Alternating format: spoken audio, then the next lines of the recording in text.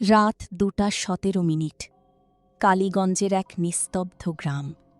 সব কিছু যখন গভীর ঘুমে ডুবে আছে, তখনই একটা ছেলের ঘুম ভেঙে গেল। তার নাম রাশেদ। আর ঘুম ভাঙার কারণ ছিল তার মায়ের গলা। রাশেদ, দরজা খোল, আমি বাইরে আছি। কিন্তু রাশেদের শরীর হঠাৎ ঠান্ডা হয়ে গেল, কারণ তার মা তো পাশের ঘরেই ঘুমাচ্ছে। রাশেদ ধীরে ধীরে উঠে বসল।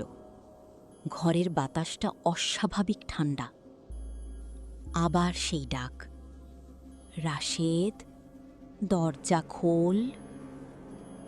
এবার গলায় কাঁপন নেই, বরং অনেক বেশি পরিষ্কার। সে ধীরে ধীরে পাশের ঘরে গেল।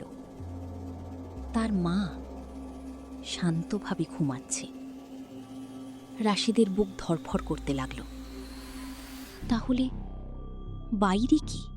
হঠাৎ দরজায় ধাক্কা, ধড়াম। রাশেদ, আমি তোর মা, দরজা খোল। এবার গলা আরও কষ্টের, কান্না মিশে আছে।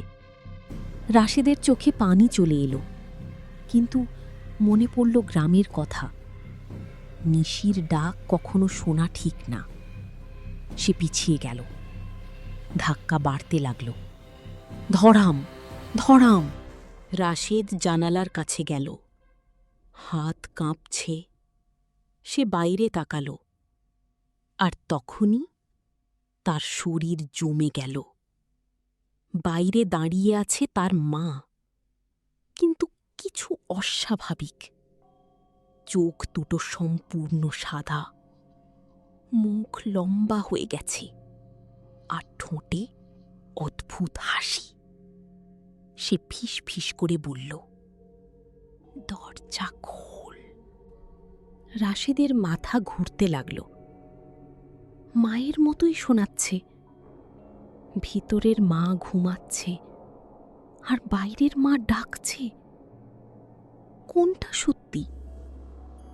সে কান চেপে ধরল, কিন্তু কণ্ঠটা ভেতরে ঢুকে যাচ্ছে। তুই আমাকে চিনতে পারছিস না রাশেদ? হঠাৎ দরজার নিচ দিয়ে কালো ছায়া ঢুকতে শুরু করল। ধীরে ধীরে রাশেদ পিছিয়ে গেল। ঘরের বাতি ঝিকমিক করতে লাগল। ধড়াম ধড়াম, দরজা যেন ভেঙে পড়বে। ছায়াটা এবার পুরো ঘর দখল করতে শুরু করল। হঠাৎ তার মা দৌড়ে এলেন পাশের ঘর থেকে। কি হয়েছে রাশেদ? রাশেদ কাঁপা গলায় বলল, বাইরে তুমি দাঁড়িয়ে আছো। মা থমকে গেলেন। ঠিক তখনই বাইরের কণ্ঠ হাসতে লাগল, ভয়ঙ্কর বিকৃত হাসি। দুইজন মা, কোনটা আসল? মা চিৎকার করে বললেন, দরজা খুলবি না। বাইরের ছায়া গাঢ় হতে লাগল।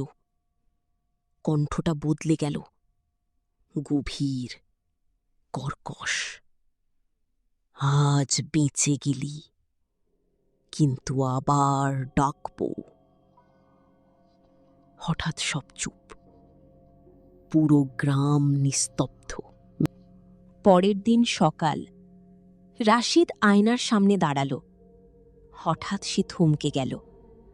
তার এক চোখ পুরো সাদা হয়ে গেছে, আর ঠোঁটে একটা অচেনা হাসি। ঠিক তখনই তার নিজের গলা বদলে গেল, মা, দরজা খোল। নিশির ডাক কখনো শুধু বাইরে থেকে আসে না, কখনো কখনো সে ভেতরেই থেকে যায়।